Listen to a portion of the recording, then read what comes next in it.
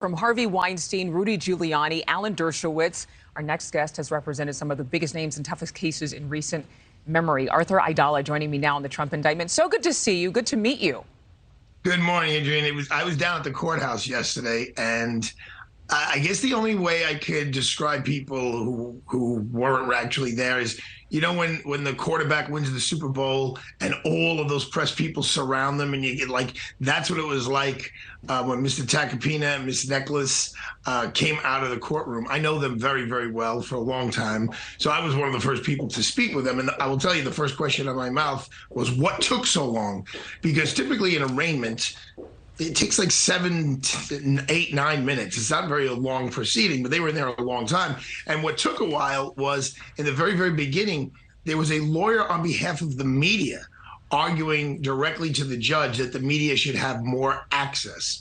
And the defense team told me that took a while for them to go through.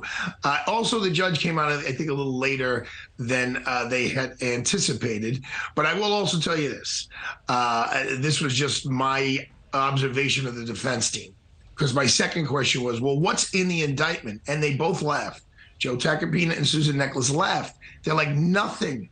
And well, that's the thing, Arthur. That's the thing. It's like, does this case make Alvin Bragg's office look petty? I mean, is it a valid case, or is Trump his big white whale?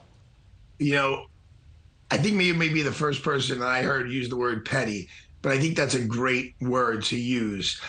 I started interning in that office, that exact office, in 1990. I tried the Harvey Weinstein case in that courtroom right before the coronavirus shut down the world.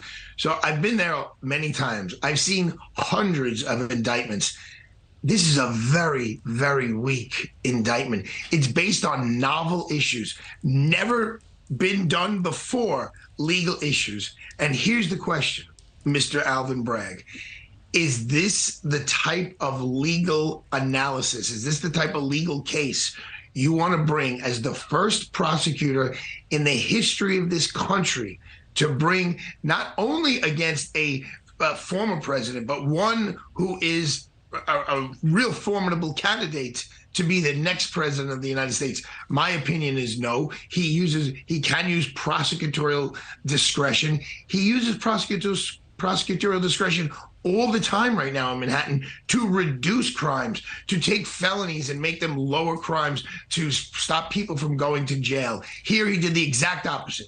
He took a misdemeanor crime and is trying to bootleg it to a federal crime, not a state crime, a federal crime, to make it a felony. And that's just not the way the system is supposed to work. But we've learned that in order for these charges to equate to a felony, there have to be other crimes tied to the hush money payments or the falsification of business records.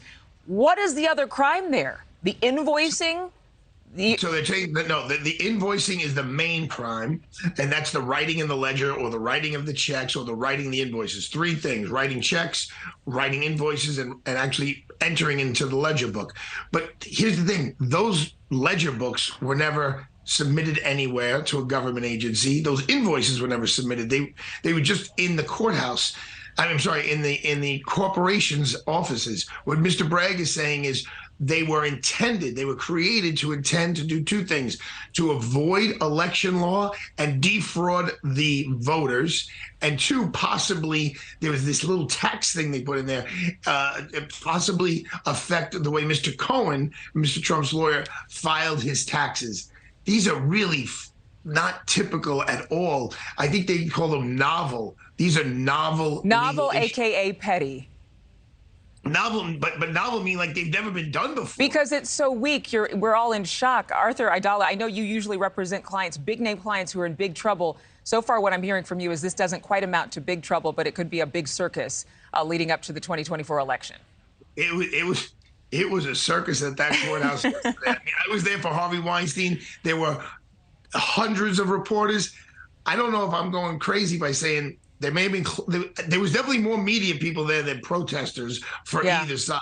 The media was, there may have been eating 1,000 media outlets there. Yeah. All right. Arthur Aidala, I wish I could talk to you for longer because you are just so much fun. I know you love New York City, and I know New York City is waiting to see what happens here. So thank you, and we'll see you again next time. Thank you for watching. Go to newsnationnow.com to find News Nation on your television provider. And don't forget to click the red subscribe button below to get more of News Nation's fact-driven, unbiased coverage.